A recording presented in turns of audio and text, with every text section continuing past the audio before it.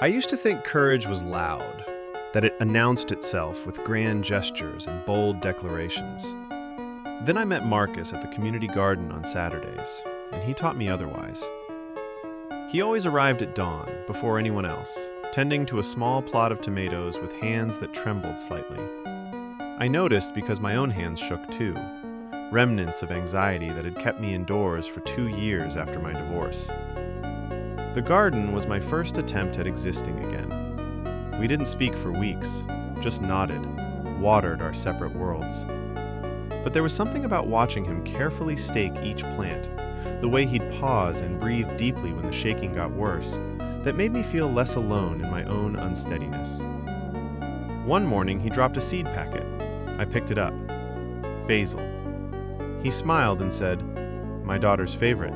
She's getting married next month. I'm terrified of the crowd, but I'm going anyway." That's when it clicked. Courage isn't the absence of fear.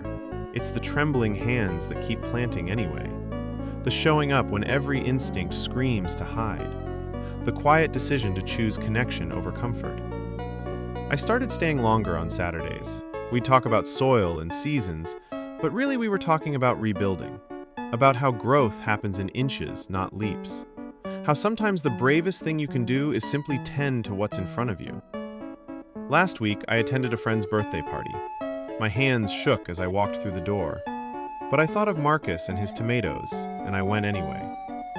Courage, I've learned, grows best in the smallest, most ordinary moments.